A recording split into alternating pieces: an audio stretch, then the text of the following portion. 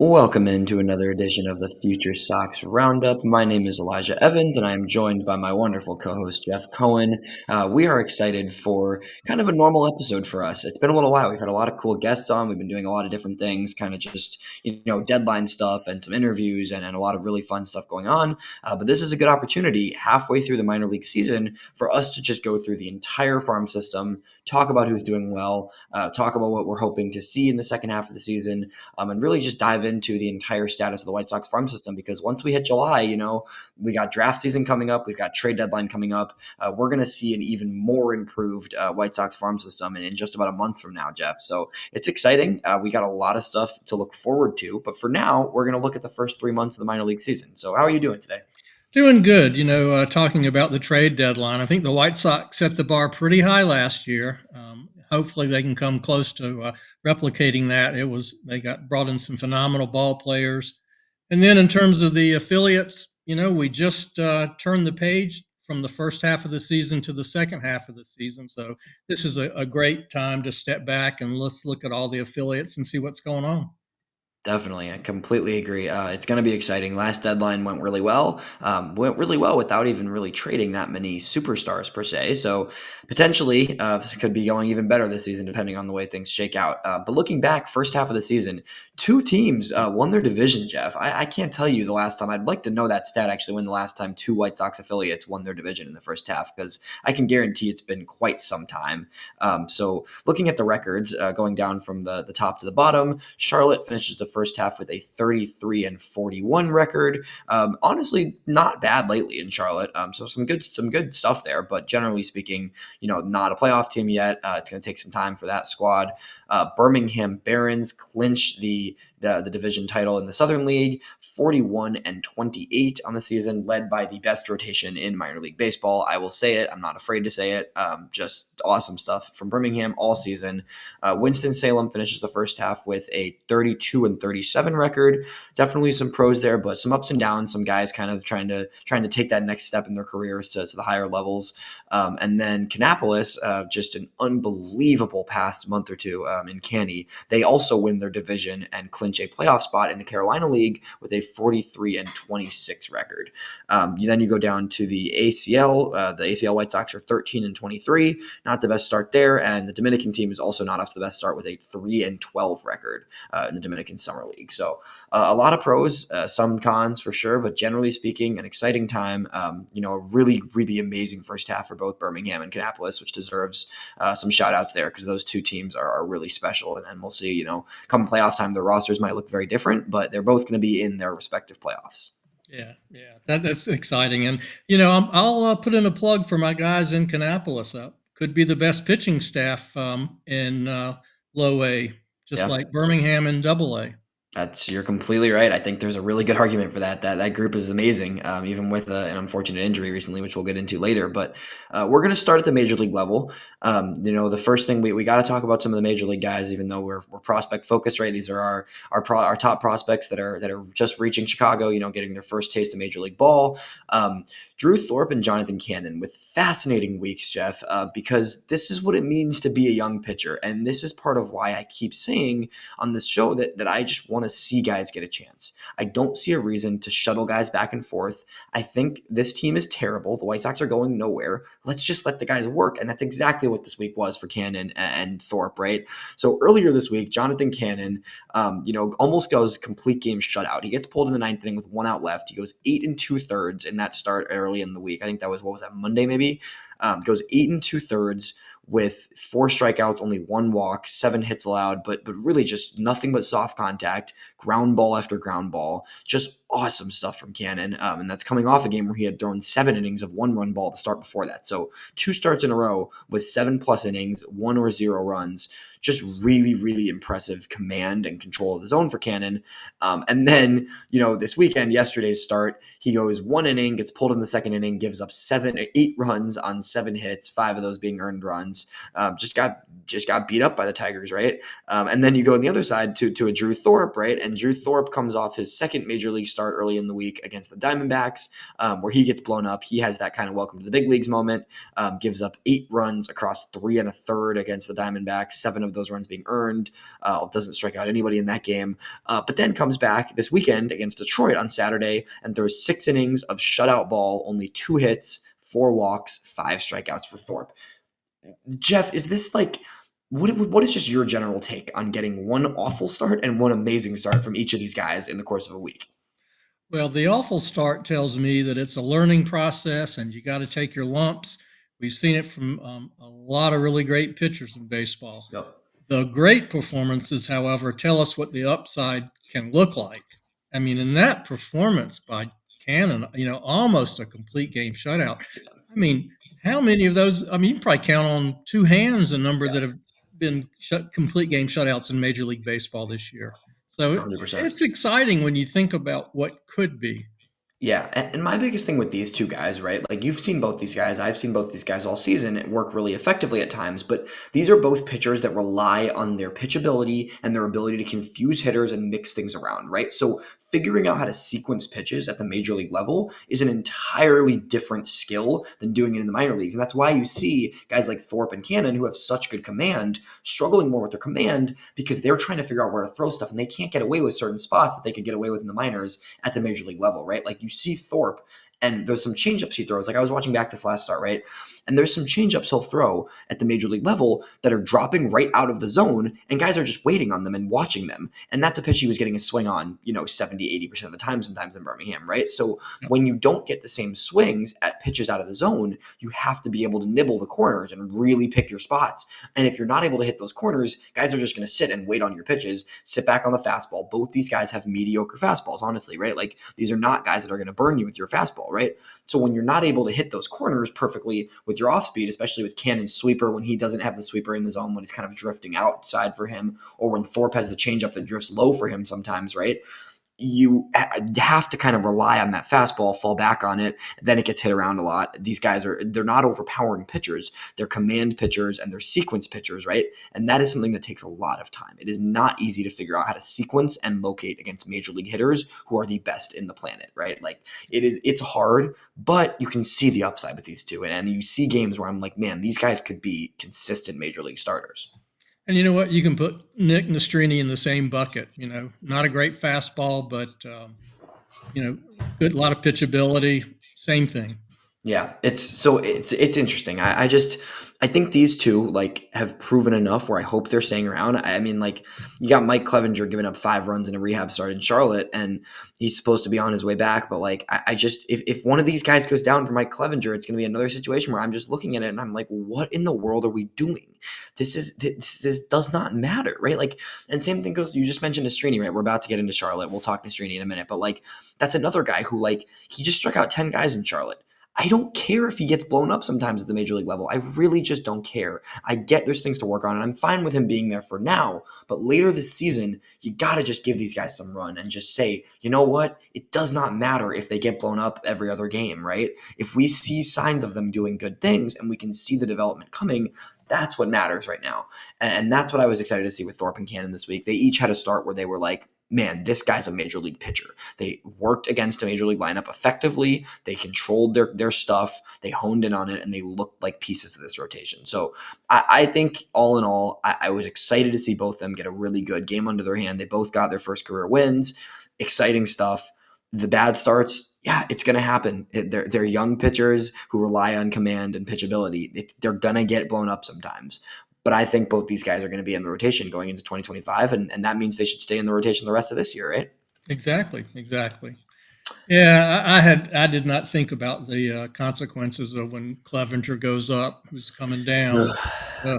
We'll see, Yeah. right? But it's just like there's just no reason it should be those two. I mean, if you point to it and you say, oh, they both just got blown up this week, like sure they did, but they also both threw shutouts this week. So like, it's one of those things where I'm just sick of it. I'm really just sick of watching some of these veterans pitch, honestly. Like there's guys that I'm just like, I don't want to watch you pitch. There's no purpose to the White Sox, and Clevenger's not getting anything at the deadline. We've talked about this before. Like if he didn't get anything at the deadline last year when he had a 3.80 ERA, he's not getting anything this year when he's been on and off the IL and pitching to a 5-something ERA, right? Like that's not getting anything at the deadline. So we'll see. We'll see what happens. But some positive notes that I took away from both Thorpe and Cannon this week. Heading down to Charlotte, you were in person to see Nick Nastrini start this week.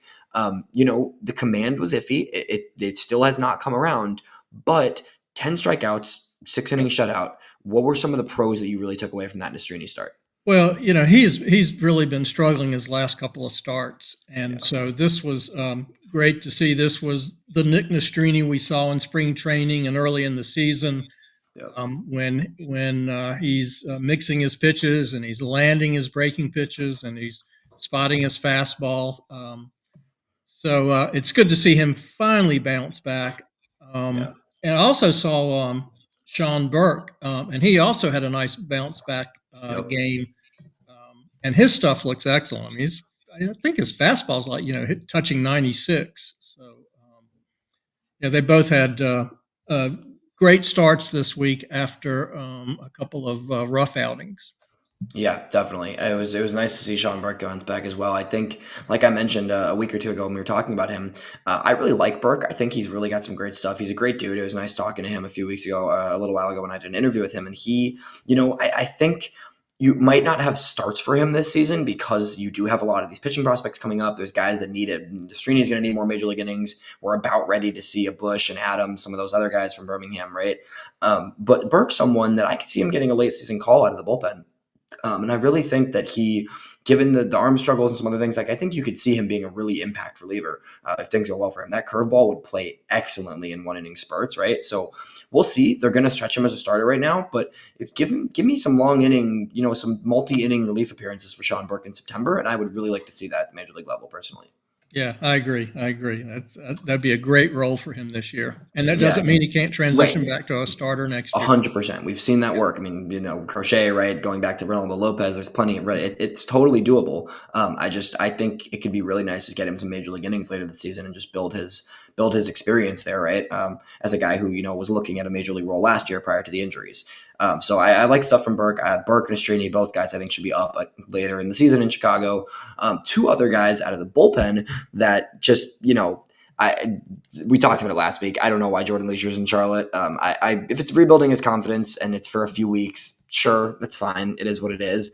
He's dominating. He looks great. I just don't think he has anything left to prove in Charlotte. That's kind of been my take from the start, right? Like I'm just like I don't really know what there is for him to be doing in Charlotte. I think he just he looks good, right? Like he looks solid. I think he's going to be good. And, when he gets back up, he's thrown 3 games now since going back down to Charlotte, has not allowed a run, 4 strikeouts in those 3 games.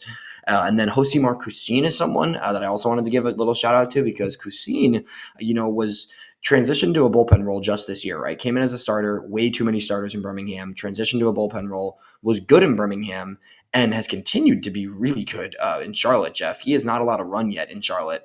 6 games out of the bullpen since getting promoted to Charlotte, 7 innings. Oh, I didn't even see this one until right now. 7 innings, 1 hit, Jeff. 1 hit allowed from Josimar Cusin in 7 innings in Charlotte, right, of all places, right? This is the most hitter-friendly ballpark in all of baseball, possibly. 7 innings, 1 hit, only 2 walks for a guy who struggled with command at times, 4 strikeouts, a .43 whip, and batters are hitting, under 100 against him, only 1 hit allowed. Cusin has been lights out, and I think this is a guy whose stuff, he's 26 years old. He's an older guy, right? He's been in the org for a while now. Let's Cusin, let's get him to the Sox, yeah? Yeah, let's, I think he could slot right in where Dominic Leone is or John Brebbia, when they moved him at the deadline. Absolutely. Yeah. Elijah, I also had a chat with Jordan Leisure, and I just kind of asked him, so, why do you think you got sent down? And he said, well, they told me it was just for a little break, a little rest. I said, well, did they ask you to work on anything? He said, no, not really. So,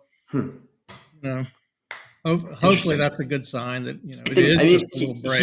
He was overused a little bit. I think that's true. He was getting a lot of usage for a little while, and then he had a few rough games. So I think that could be a result of just, he was a reliable arm in May, right? And he got a lot of usage. And then some of the later games, you could see him look like he was a little less comfortable at times. So you're probably right. I think he'll be back up in July at some point. It's not he's a major league reliever. I think we know that. He wasn't quite as good as we wanted him to be out of the gate, but, a rookie, he'll be good. So that's exciting.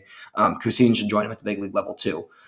You were there this week. Tell me a little bit about what you saw from Colson Montgomery. We've talked about Colson a little bit, but it's been an up and down first half for him, and it hasn't been exactly what some people expected. But still a young guy with not a ton of experience under his belt. What do you think about Colson's kind of first half of the season in general?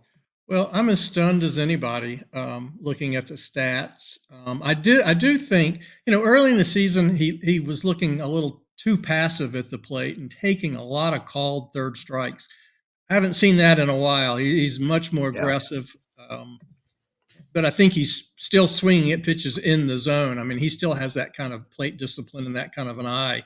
Um, and there's some power every now and then. And I think what'd you say? He's got a 4-game hit streak this week. He's got a 6-game hit streak this week. Six So game, but still, what's he hitting? 210 on the year, something like that. yeah. I don't think anyone saw that coming. Yeah, so this is where I'm at with Colson. I see the concern to a degree, but I also see it's almost like he's in spurts right now. Like it's not. I'm waiting for that game where he has like a 4-hit game. Like that's what I feel like we haven't seen from him. And it's not like the production is gone, right? He doesn't go a week with getting no hits, right? Like this week he had a hit in every game, but he had 1 hit in every game, right? So 1 hit in every game with 3 doubles and a homer. It's not a bad week by any means. Like he had a pretty good week by all things considered, right? But it's that impact. I think you see right now, like the approach looks better than it looked earlier in the year. The strikeouts are down a little bit compared to the early in the season, right? If you go month by month, right? 34 strikeouts in April, 24 in May, 22 in June, and June's not over yet. So I guess it is kind of high still at this point. But in general, like the approach looks better to me. It looks like he's taking his pitches. He looks like he's looking for his pitches a little bit better right now. But I want that impact. I want and you see these big home runs. Like he's had a few home runs where you're like, man, he crushed that ball. But I want some of those games where he just is on fire. And we haven't seen that this whole season from Colson, really. There's been spurts, but there hasn't been that ignition where it's like Colson's getting going. Like that's what we're holding on to. Is that fair? Do you think that's a fair statement? Yeah, no, that's a good point. We really haven't seen a game like that. He's got 10 home runs on the season, but he's hitting in Charlotte, so I Right. would hope he'd have at least 10 at the halfway point. Yeah, he does look better at the plate, but it's just not coming together for him. And you know what? If you think about it, this is really, he's had to battle back from some injuries, but this is his first real test as a pro ball player. Yes. And And that's why I'm says not all the right things when you talk to him. I actually caught up with him a week or two ago, and he says all the right things. So we'll see. And that's why I'm not too worried. And I don't think it's fair to be overreacting to this too much because he is 22, right? He's going to be 22 he's not even 23 till spring training next year, right? So he's 22 years old. He's a top prospect. He's had a ton of stuff on his shoulders for, 2 years now. He's had this, White Sox top prospect title on his shoulders, right? Like that's a challenging thing. And it's, he probably could have started this year in Birmingham, to be honest, and got pushed to Charlotte because the organization believes in him. And I do too. But let's give it some time. It hasn't been great. I think we want to see some adjustments, right? But I think he's going through everything he needs to go through. He's taking his time. He obviously works very hard. You can hear when you talk to him. I heard your interview with him, and when I've talked to him too, like the guy knows what he's doing, and he's very focused on improving all the time. That's his mindset, right? He always is trying to get better. So I really do believe in him. Let's see. Let's circle back in a month or two, and we'll see. But I just the worst thing that could happen is him get rushed to Chicago. I want him to be in Charlotte the entire season, honestly. That's where I'm at right now after seeing the first half of him. Like I want him to finish the year in September in Charlotte still and then come into 2025 trying to win a spot with the White Sox, right? Yep, absolutely. Elijah, before we move on from Charlotte, I just want to point out one other player who's been kind of quiet this year, Zach DeLoach, but he's really taken it up a notch or two. I'm looking at his stats for the last 30 days. He's hit 327 with a 397 OBP, but 4 extra base hits, and that's it. So, it's kind of, we thought he was going to be the power guy with the low average. Right now, he's looking like the opposite. Yeah, it's interesting how that kind of plays out sometimes, but it's a guy to watch for sure. He's getting on base, definitely. I don't know that White Sox shuttling back and forth outfielders this whole season has been such a mess. So we'll see if he gets more big league at bats. I mean, I think Colas is in front of him, but now Colas is back in Charlotte, we should have mentioned that too. That's a weird situation. I get it because you have Benintendi, you have Pham. Both those guys have to get innings right now. You're going to get Eloy some innings in the hope of maybe trading him, I guess. At this point, I wouldn't even mind the DFA of Eloy, to be perfectly frank. I'm pretty over that era. I just don't, it's just kind of a waste of time at this point, honestly. And then Tommy Pham, right? Like, you're going to get him innings until July when you trade him, right? So once he's traded, Colas should be getting every day at bats, I think. But it's kind of just like a roster outfield shuffle. And the reality is, like, depending on what happens with Luis Robert, like, I mean, there's a chance Luis Robert's traded also, and then you're looking at an outfield that's pretty much just up for grabs for the second half of the season, for the last 2 months of the season, in which case Colas will get at bats, Deloach would get at bats. Like, who knows, right, what'll happen with the rest of that outfield shakeout. Yeah, yeah.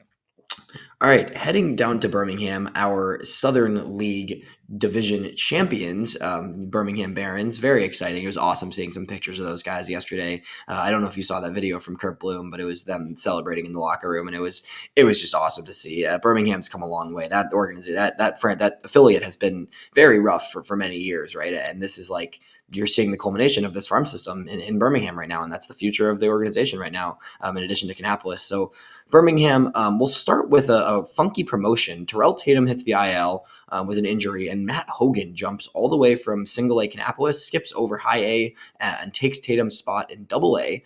And Hogan actually looks pretty comfortable in double A in the few games I got to see him. So definitely a big leap to jump from jump a level completely, especially a guy that, had a late start to the season too in Canny, right? But he looks pretty good. I think he's going to get some innings there in Birmingham, as long as, I don't know what the long-term plan will be for him, but he had 2 hits in the games I watched, and he made a really nice play in the outfield as well.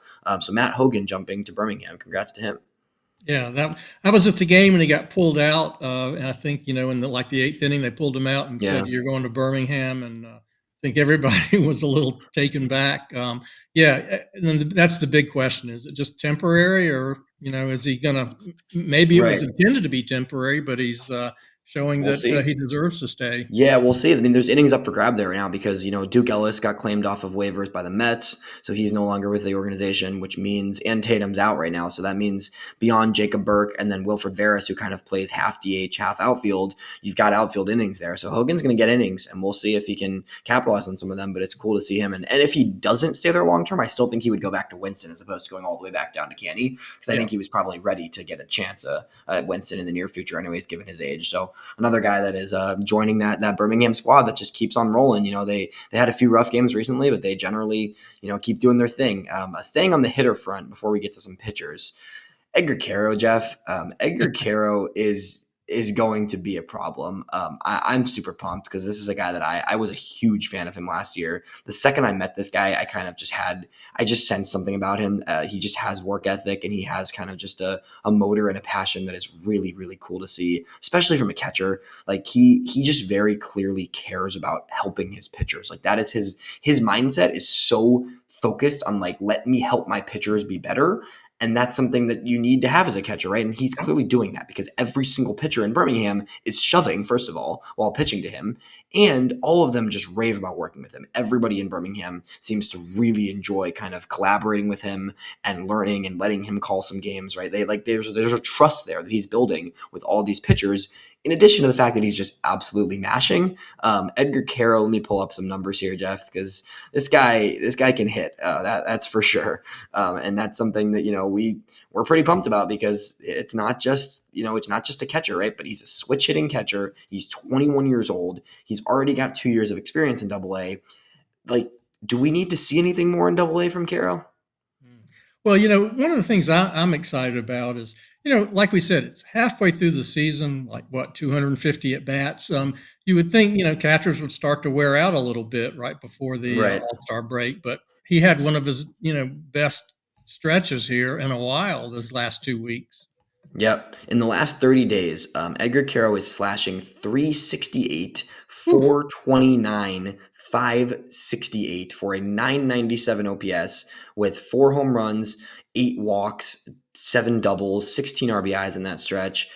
I mean, he's on fire. He has been really good after a slow period in the first half of May. After a really good April, he's going to be a little bit of a streaky hitter. I think the way he hits in general, when he gets into his power, he can kind of go on a run and then he can cool down a little bit for a few days and have, whatever. I don't know if he'll ever be like an every single day, consistent type, like high level hitter, right? But like you see spurts of this guy being like all-star catcher upside. And that's something that the White Sox, when's the last time the White Sox had all-star catcher upside? It's been whatever. Grandal might have been an all-star once, but consistent all-star potential has been a long time. I think AJ Pratinsky is probably the last examples of that, really. So super exciting stuff from Caro. I think the idea of keeping him with the Birmingham pitching staff is understandable to me, but with Thorpe already up, with a few of those other guys probably getting promotions in the near future, I would like to see Caro finish the year with some significant at-bats in Charlotte, just because I think he's ready for that. And I think you're looking at him as, a guy that could push his way onto the roster pretty early, if not out of the gate in 2025, right? Yeah. And speaking of which, what is your expectations for the pitching staff, the rest of the pitching staff in Birmingham? Yeah. Because they've all had every start. No one's missed a start this year. So yeah. All got their innings. It's tricky. They're all getting their innings. They're all pitching well. There's some ups and downs. Jairo Uriarte has been in a bit of a slump the past few starts he's made. He looks a little uncomfortable right now with his command and just his kind of control of the zone. But Uriarte is also by far the youngest in that whole pitching staff, right? So like, I'm not concerned about him. I'm not worried at all. I think he has some of the most upside, like we've talked about in that staff, probably the highest upside pitcher of that group aside from Schultz, right? It's going to be interesting to see how the ranks move up and who kind of moves from where, right? That's the tricky thing to figure out is like, this is how I look at it, right? Assuming the deadline, right, is tricky. We don't know yet what it looks like. Fetty, I think, is gone. I think Fetty's all but gone. I think Flexen is also all but gone. Crochet is the bigger question mark, right? Like, I think I'm working on a Garrett Crochet mock trade package for Just Baseball right now, an article breaking down some potential trade packages. And, there's some high-end prospects that could be acquired, and we'll get into this more in a few weeks when we really do a deep deadline-based episode. But assuming, Cannon's in a spot, Thorpe's in a spot, Nastrini's in a spot. If we're talking post-deadline, right? Like I think all three of those guys need a rotation spot. If Crochet's still there, that's a fourth spot, right? So you're down to one spot. Maybe they go even 6-man, honestly, to protect Crochet's arm and some of those rookies. I wouldn't be surprised. So, max you're looking at is 2, maybe 3 openings for the rest of the farm system, right? Probably only 2 though. It's got to be Mason Adams, I think. Yep. That's my inclination, because you're more willing to be a little bit more aggressive with a guy who doesn't have a ton of draft pedigree. He doesn't have as many innings under his belt. He's a little bit fresher of an arm compared to some of these other guys. Last year is his first pro season, and the consistency with him is off the charts, right? Like we've seen a little bit of ups and downs. Jairo Uriarte definitely has had some ups and downs. Jake Eater has definitely had some ups and downs, has had a lot of ups. Both those guys have a ton of potential. But I think in terms of the guys that you can say, like, this guy could pitch in the major leagues tomorrow, I think it's Mason Adams of that whole group, honestly. Yeah. And again, it's a whole new regime. We have no idea how they're going to operate. They've been really aggressive at times with Colson and Cannon, but it's so hard to predict. Definitely. And then beyond that, like Kai Busch, I think, is also up there. He had a rough start yesterday, but I think Busch is also a guy who he hasn't been overwhelming. His stuff is not overwhelming. That's why I ultimately am not sure he stays as a long-term starter. But Busch has been steady. His command is way better than it was last year. His command is completely a different tier than it was last year, right? Like, this was always a guy who struggled with command, and it was like, oh, if he can kind of find the zone more, he's going to be a little bit better. But he's pounding the zone this year in a way that we didn't see at all from him previously. And I think he also is, an older guy, has been around. So I think both Adams and Busch right now have a good shot to debut this year, honestly. I think both those guys, I don't even think they're going to bother promoting some of these guys to Charlotte because they did the same thing with Thorpe, right? Like, maybe those guys get a few starts in Charlotte, but I think those are the first 2 that I could see getting a shot with the White Sox post deadline. I don't think it definitely won't be pre-deadline, but August, September, I can see both those 2 getting a shot. I think Iriarte and Schultz definitely finish the season in Birmingham still. They both should just be there the rest of the year, take their innings, don't overdo it with them. Obviously, Schultz is only throwing 4 innings a game. Iriarte still is kind of figuring some things out. This is his first season being a Double-A pitcher full-time, right? So I think both those guys will start and finish the season in Birmingham. Eater maybe gets up to Charlotte. Maybe Eater comes up very end of the season. I think Eater probably just finishes the season down there as well. But I could see a few different options with him depending. I mean, he's the type of guy where he's had a few starts where it's like, wow. So if he gets hot and turns out in 3 straight, great starts, then I could see him getting a bump. But I think Adams and Bush are the first two. Are you on the same wavelength there? Definitely Adams. Yeah, Yeah. he's positioned himself sort of at the front of the line now. And you're right. We've seen it forever that top prospects spend little, if any, time in Charlotte. Yeah, exactly. Especially pitchers. Hitters is a little bit of a different story, but the pitchers, it's like there's just nothing. It's just not useful. Actually, at the end of the day, like it's just truly not useful for some of those pitchers to be there. Yeah, you face some major league hitters, but I don't know. Adams with another great start. I just want to highlight. I know we just mentioned him, but this week he looked excellent again this week against a really good Montgomery team. 6 innings of 1 hit, 1 walk ball, 6 strikeouts, no runs. It's silly stuff. He has a few games where he gets hit a little bit here and there, but like you are never going to watch a Mason Adams game and watch him get like blown up and like overmatched. Like he's not looked overmatched once this season. I mean, he's gone 5 innings in every single game this season. Who does that in Double-A as a 13th round pick? I mean, what is that? Are we serious? I mean, honestly, it's pretty crazy stuff. Adams with another 6 innings of beautiful ball this week. He should get a chance in Chicago this year. I'm pretty firm on that after watching him all season. Yeah. And there's a new member of the rotation in Birmingham who done terrific. Yeah, Tyler Schweitzer. Both of us were kind of on the more path of like he would be in Winston until late in the year, probably, right? I think we both kind of agreed on that earlier this season. Yeah. Yeah, absolutely. I think we were both really shocked by his promotion, but man, he looks like he is ready for Double-A.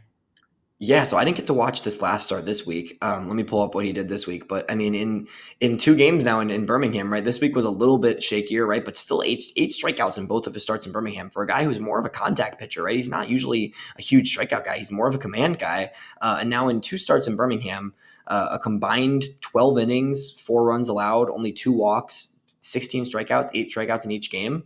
He looks ready for Double-A baseball. And, I don't want to give him too much props, but like every pitcher that throws there is doing well. There's got to be some amount of factor with the Edgar Caro and Michael Turner there because those two, I think, are really good game callers and really strong catchers behind the plate. And these guys that are coming up have to feel comfortable going into Birmingham with those 2 guys catching them. Yeah, good point.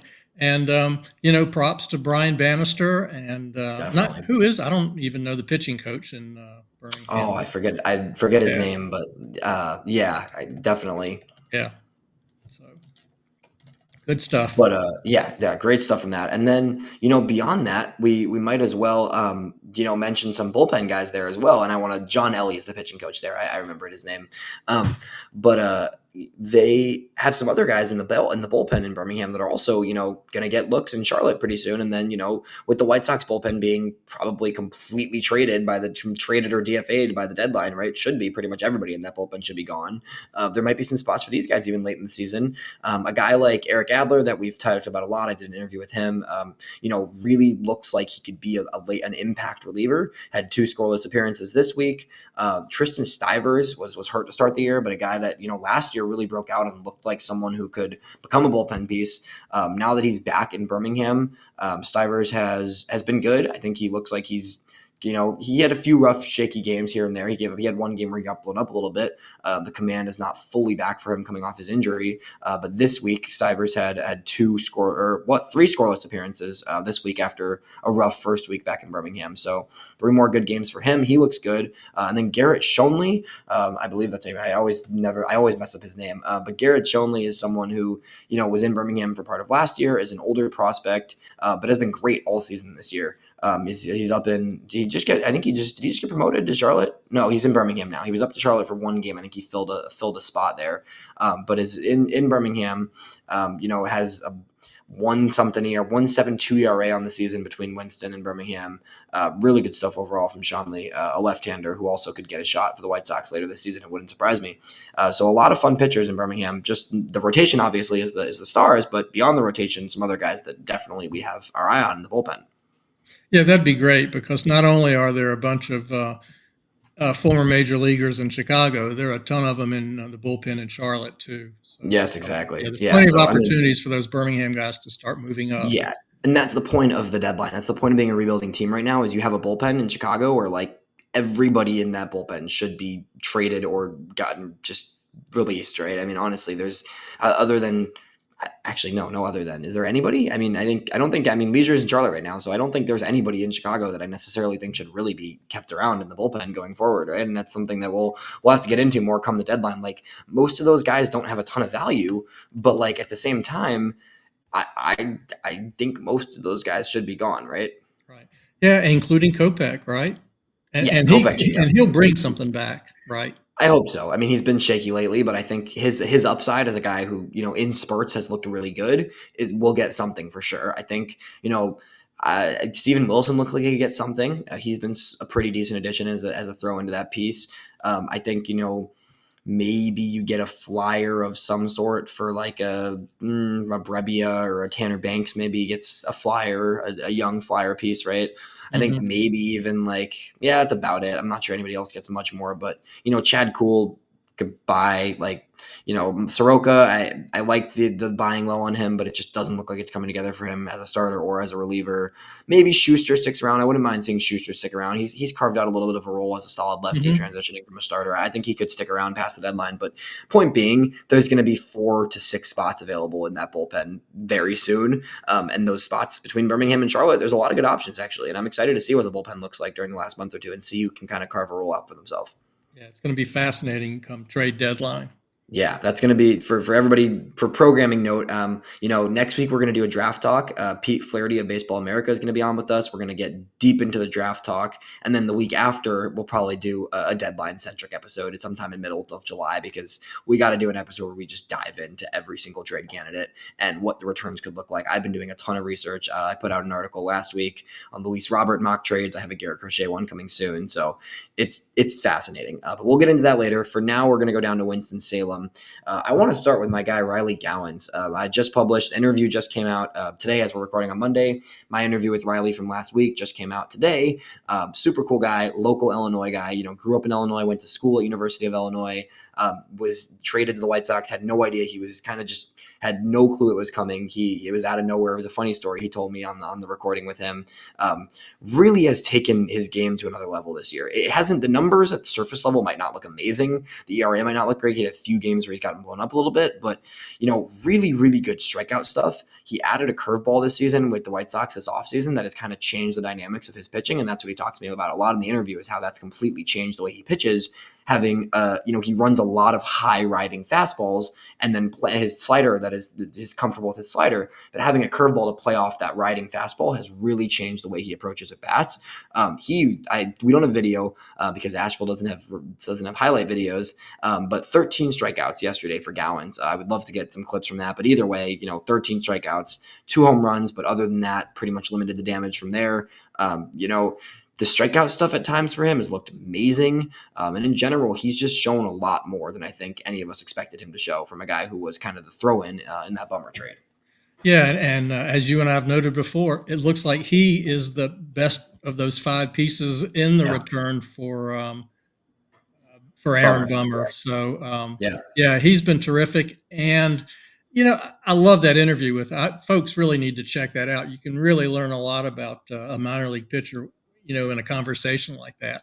One thing I learned that was fascinating is that when these teams, and most of our minor league teams do this, maybe all of them, have a 6-man rotation. And what Riley said Yeah. was that affords a second opportunity for a side session, It's fascinating. and that how valuable that was to him. Right, because you're always going to take a day or two off of bullpen sessions after you throw a game, but instead of having 4 days off, having 5 games off allows for 2 days later a side session, and then 2 days after that a side session before you then make your next start, right? So it's fascinating. That was really cool. I really like that note from him too in that interview. So definitely go check that one out. My recent interview. I'm going to hopefully have some other guys on soon, but Gowens is someone that has established himself as possibly the best pitcher right now in that Winston staff, or one of at least for sure. So very excited to see where things take him. But another great start from him based on the numbers, even though we didn't get to see much from it. A bunch of hitters in Winston to mention this week, actually. A lot of guys in Winston that had pretty good weeks, honestly. So I want to talk about a few of them. Is there anybody, before I have a list of 5, is there anybody that kind of you have your eye on in Winston from some of the recent games? Before we leave the pitching staff, Yeah, got some questions for you. First of all, it looks like Riley Gowens will be the next man up in Birmingham, right? And looks like he's ready to go. Yeah, I don't know if he's quite ready, right? For Winston. That's the issue. We got guys in Kannapolis ready. I am not sure he or anybody in Winston is necessarily ready for Birmingham, but somebody will be. I think by the time come a few weeks or a month from now, right, when an Adams potentially or a Bush potentially goes up from Birmingham, then you've got some. I think at that point you could look at a Gowens and say, he's an older draft pick, right? Let's see him in Birmingham. It's its first professional season, but let's do it. Why not? I could also see. Maybe Corella. He's been up and down a little bit, but because he was in Winston a lot of last year, I could see maybe him going up later this year. If he strings together a good July, I could see him as maybe an August or September option in Birmingham. But I think you're right. I think that's probably accurate. Yeah. Unfortunately, Peyton Paulette, it's one good start, one bad start. It's mostly bad starts, to be honest, unfortunately. Yeah. I'm still holding out hope. We'll see what happens a little bit. I think he needs to make some adjustments. But honestly, right now, it's looking like Paulette might be destined for a bullpen transition at some point. The command just hasn't come together.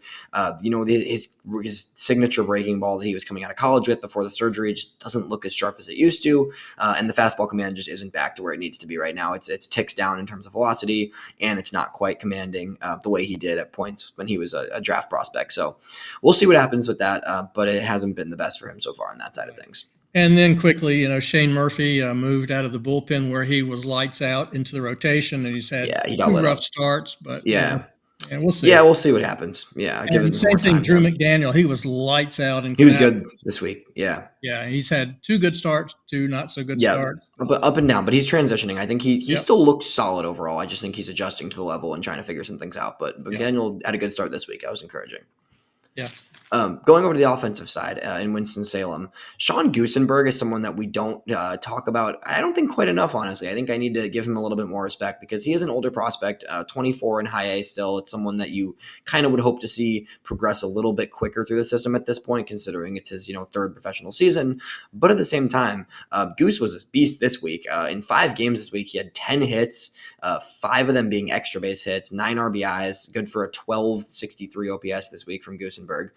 So really exciting stuff from him this week. And we'll see where things take him. I would like to see him in Birmingham. I just think the issue there is you don't really have a spot for him. I'm actually kind of surprised he wasn't the replacement for Tatum because he has played some corner outfield. I kind of thought that they would just let Burke play full-time center field, and then you can have Goosenberg in either left or right potentially. I'm sort of surprised he wasn't that call-up. What did you think about that? Because that was my first thought for a call-up for Tatum. Yeah, I thought there were a couple of guys in Winston, including, Goosenberg, maybe Lanzilli, just guys who've been around a little bit longer, a little bit older, who might have gotten the first shot.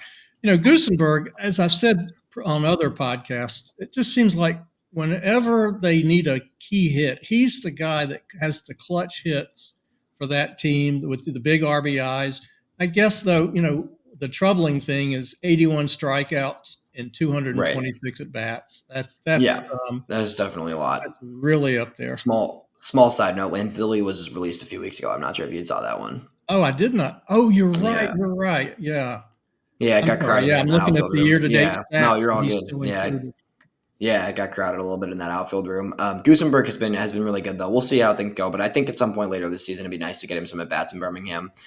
Beyond that, Galaney's starting to figure things out a little bit. Great to see, because he's a guy who we harped about him all early in the season. I mean, he was the best hitter in single-A baseball at the onset of the season.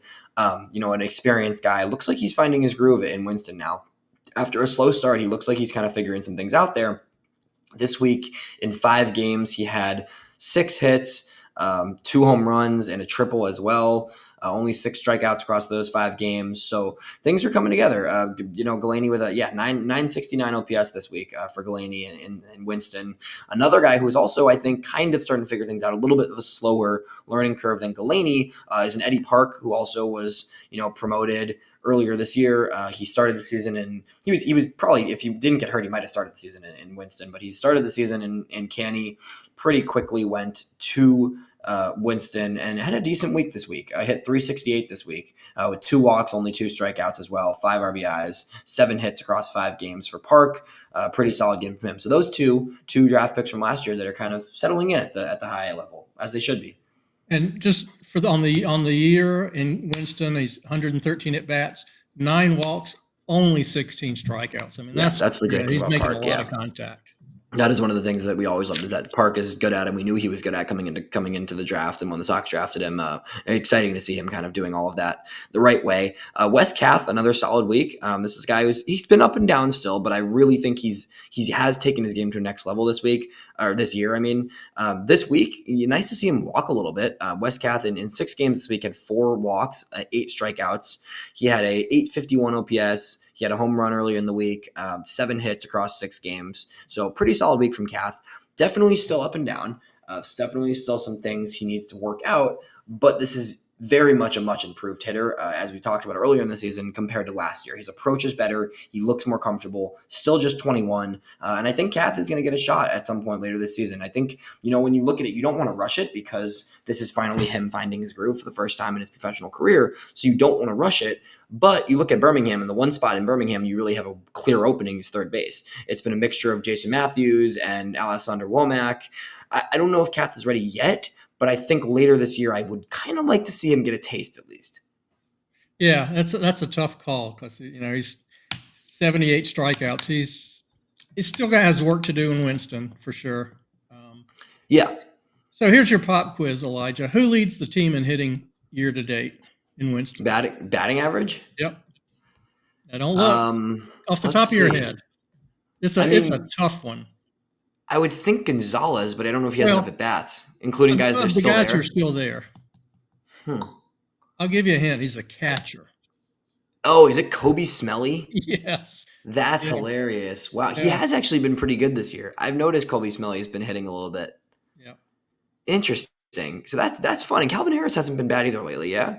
No, yeah, he started out really slow, but he's looking he's been all right lately. Yeah. Yeah. And then the last guy we should talk about is Samuel Zavala, because he's probably the highest rated prospect on the team down there. Yeah. And he's hitting 194 on the year, but one of the takeaways I have seen from him is 43 walks to 54 strikeouts. That's pretty good plate discipline. And also he's got 6 home runs, 10 doubles, 2 triples. So he's gotten into his power, and he's got good plate discipline. Yeah. I'd be curious to see his BABIP. Maybe that 194 should be a little higher. Yeah, I think Zavala's had some bad luck. I think there's still some things for him to work on, for sure. I don't think he's again, really young, 19 years old. I'm not concerned about that. But at the same time, I do think he still has some things to figure out with his swing. But at the same time, there's some solid stuff there. I think we're going to see him continue to grow on that front. Heading down to Kannapolis, if that's all good with you, I think we're good to head down to Canny. Heading to the playoffs, this team is on fire. You got to see 2 pitchers this week that both had pretty good starts. You were really a good charm this week for the 4 starters you saw. Let's start with my guy, Aldrin Batista. Aldrin Batista we've both been harping his name all season, because he's got a funky delivery. He's a fun young pitcher. He's just got a nice the ball just seems to zip a little bit off his hand, and I love the way it moves out of his hand. What did you see in person from your look at Aldrin? Wow, I was mesmerized. He pounds the zone. He doesn't nibble. He's got short. He really goes after those hitters. He doesn't get into a lot of deep counts. That fastball, the 2-seamer that he just developed over the winter, that's an effective weapon. It just darts down, and just is a tough pitch to hit. His slider was nasty this week. He was almost unhittable. It was probably one of his best performances, if not his best performance of the season. Yeah, it was great. I watched half of that game and I was like, man, this guy looks really good. He looked really comfortable. 8 strikeouts, no walks was the biggest thing. After 4 games in a row where he walked at least 3 hitters, no Yep. walk. The first time, I think the first time since April that he has no walks in a game. So it's not a perfect product, but it's a really fun product. It's a really, really fun product. I mean, Pat Leland said it well. He's young, he's crafty, he's a little bit funky, but it's exciting. I love that two seam. The slider is really sharp when it's on. It's just figuring out the command, continuing to kind of hone in on his spots that matter the most, right? Like he's an exciting pitcher. I've said it many times. Like I think he's one of the higher upside arms in the lower levels of the farm system, if not, one of the 2 or 3 highest upside arms, honestly. So really excited to see Taylor. I'm glad you're to see Batista. I'm glad you got to see him in person. The other guy you saw in person, Seth Keener, third rounder from this past year. Ups and downs this year, but generally speaking, limiting contact and limiting hard contact. Keener is someone who still has to figure out how to command over full 5-6 inning starts, but is not getting hit around much at all. No, I saw, he had a really so-so stat line for his game Right. because he had one really rough innings, but for 5 innings, he was dominant. And Yeah. he was really impressive. I mean, he's got a nice arsenal. His no one could hit his slider all night. It was Yeah. a really effective pitch. I just ran into problems in the sixth, but even when he ran into problems, at the end of the inning, he had a guy on third with one out, and he got a strikeout and a pop out. He really locked in and got out of the inning. Yeah. I was really impressed with what I've seen. Yeah, And definitely. And I want to note too, this was his first homer he allowed this past game all season. That right, that home run, right, this home run he gave up when you saw him a few days ago was the only homer he's allowed the entire season. He has not allowed more than 6 hits in any game this season. So he still has things to work on, but in general, he looks like he can handle, professional hitters. I think we're going to see him late this season, maybe get a chance in Winston. It just all depends on kind of the continual rise of some other guys, right? But it takes time to transition to being a starting pitcher. You see a lot more guys go from being a starter to a reliever.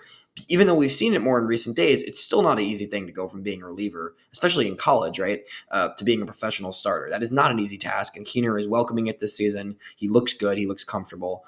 So I'm excited to see where things take him, and I'm glad you kind of had the same takeaway I did, that he looked good aside from one inning, right?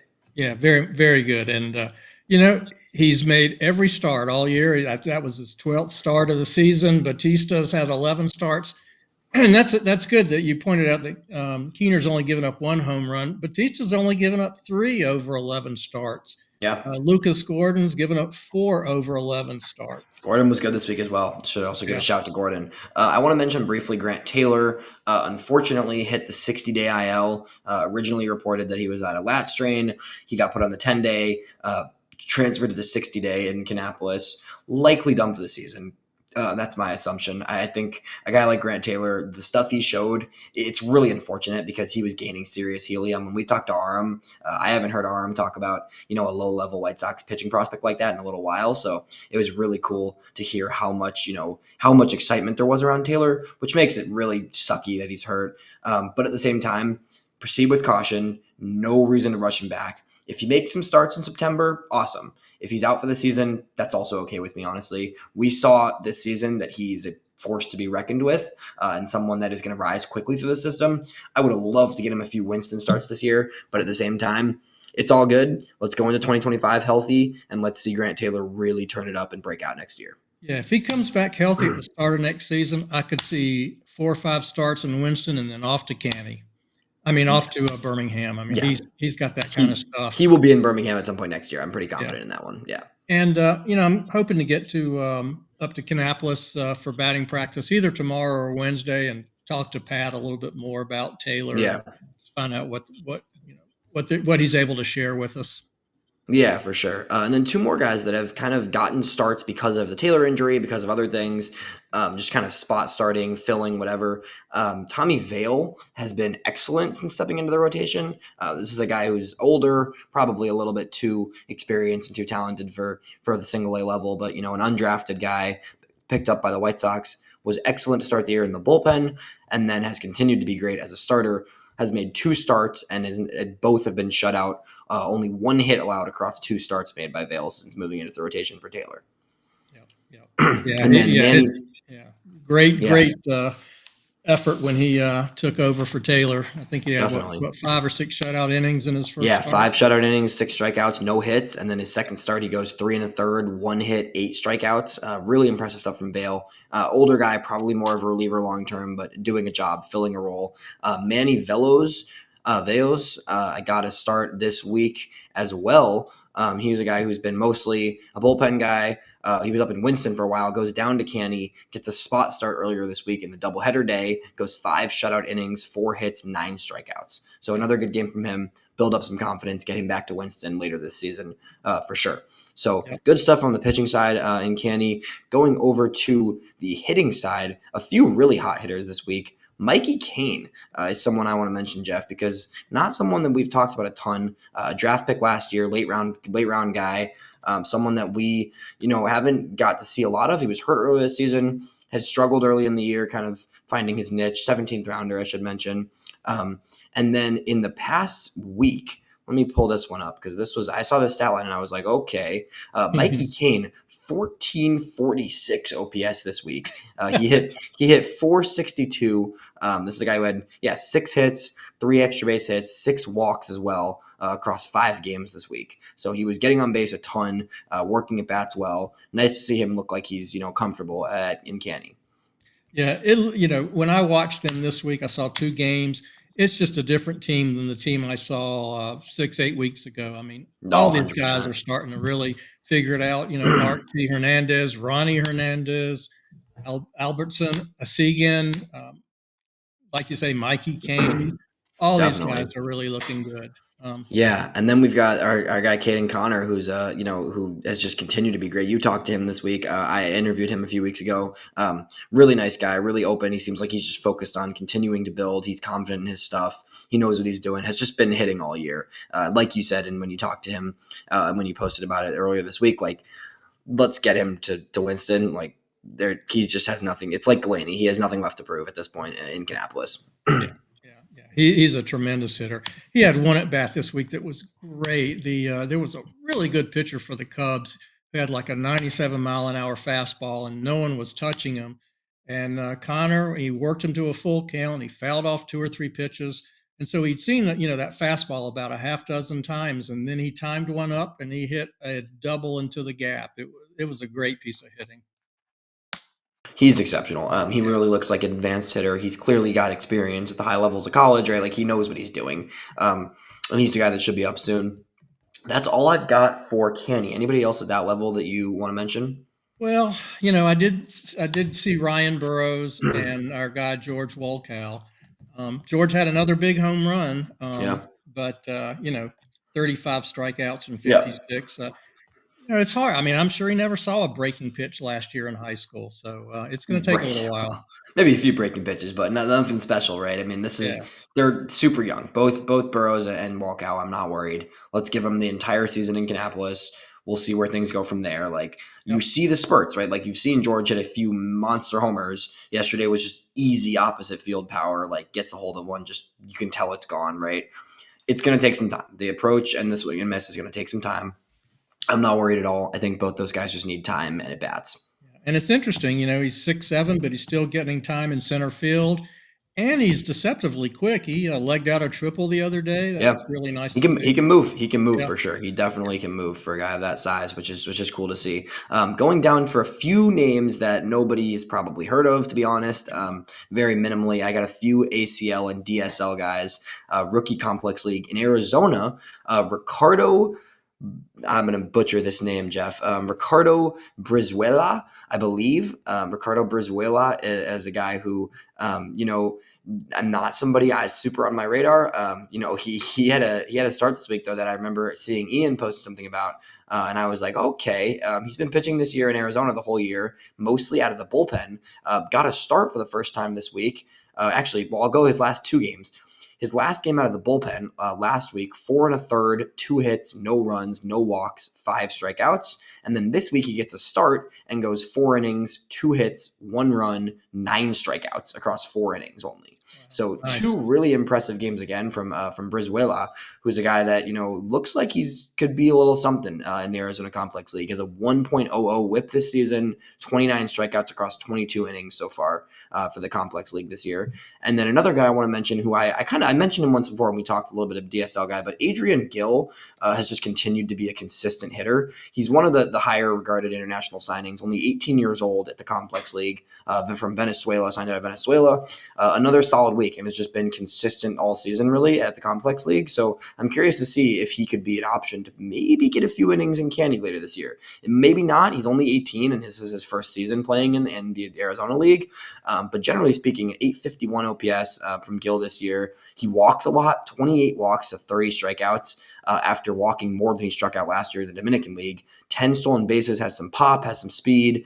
Just a nice, well-rounded infielder that I would like to see, where things take him, and should definitely be on the radar. Going down to the Dominican Summer League, do you know, Jeff, what current Major League player has a younger brother on the White Sox Dominican Summer League team? I don't. He is a guy who his older brother is someone who's taken his game to a whole other level this year, which is kind of funny because it's Jerickson Profar. there you go. There you Yeah. go. Judrick Profar is someone who, that's a name that is, he's known because of his older brother's name, but is someone who, was signed for a decent amount of money from the White Sox, and someone that I think is looks like he could be worth taking note of, at least from what I've seen in general this year. So this season, this past week, he had over 900 OPS. So far in the Dominican League this year, his slash line is 310, 491 on base percentage, 452 slug. Not a guy that slugs a ton, but a 943 OPS because he's walked 13 times, only striking out 11 times. Really consistent contact skills, bat to ball, speedy, quick, kind of, that type of movement, right? Only 17 years old. This is his first professional season in the Dominican League. A guy that will be in the Dominican League all year this year, but definitely a name to keep on your radar as a brother of a big time guy who's really taken his level and is a major league contributor, and someone who has done nothing but hit this season and just gets on base and has clearly an advanced approach for a guy who's 17 years old. Yeah. Quick question. And I know Davis Martin is pitching in Arizona. Has he gotten into any games? I can't remember if he's gotten any games. Let's check. I don't know if he has, because I remember seeing he was down there, but I didn't see if he was into any games. Let's check real quick and see if Davis Martin's gotten in any games. That's another guy who I could, once he gets back, he has not pitched in any games yet this year. Actually, no, I'm wrong. 2 games in the Arizona Complex League. He's thrown 2 games, a total of 4 innings, given up 3 runs across 4 innings so far, but has pitched twice, 2 inning starts in Arizona. So we'll see if he gets probably another 3-4 starts in Arizona before you try and move him potentially to maybe, I could see him going to Winston, maybe filling a spot there for a little while potentially before he makes his way back up to Charlotte eventually. I think he'll probably get another stop at one of the minor level, the affiliates, before he goes all the way to Charlotte. So we'll see what happens with Martin, but good to see him back on the bump. Absolutely. It's great to see him back. And another name who's going to be in the mix next year. Yeah, there's going to be a lot of arms available. Yeah. That's one thing the White Sox have a lot of, which is exciting right now. So this has been a good look through the system. It's been a fun first half, Jeff. I've enjoyed talking prospects with you. I'm super excited for the stuff we've got coming up in July. Like we were saying earlier, the White Sox have a big month ahead of them. This is a huge month for the future of the organization, between nailing this draft, between figuring out what the plan is and executing a deadline plan, acquiring more assets, shifting gears, getting more young guys up, and really starting to game plan for this next core that's going to be on the way, because there's some fun players on the way. Like we keep talking about, there's a ton of pitching depth. Let's take this trade deadline and the draft, go get some more hitting depth, and really build out this farm to be one of the top 3 to 5 farm systems in baseball. And not only did the White Sox set the bar high for last year at the trade deadline, but the last 2 drafts have been terrific. So the bar is high there, and there's every reason to be confident there's going to be yet another 100%. wave of impactful players coming in. 100%. Yeah, it's very exciting. I'm looking forward to covering it all with you. Like I said, programming notes. We'll have Pete Flaherty of Baseball America on next week, a friend of mine, and knows his stuff like the back of his head when it comes to the draft. Pretty impressive. We will ask him all about the White Sox plans with the 5th overall pick, in addition to some later round guys that hopefully we could potentially see of interest to the White Sox. And then beyond that, we will have a trade deadline centric episode at some point in July where we really just dive into everything deadline. I will provide mock trades and some prospects that could be targeted. What the approximate evaluation will be of all these different prospects or players that the White Sox may trade. We'll have some more guests on coming up soon. So stay tuned for the FutureSox Roundup. As always, Jeff, it's been a pleasure, and I'll talk to you next week. Sounds great.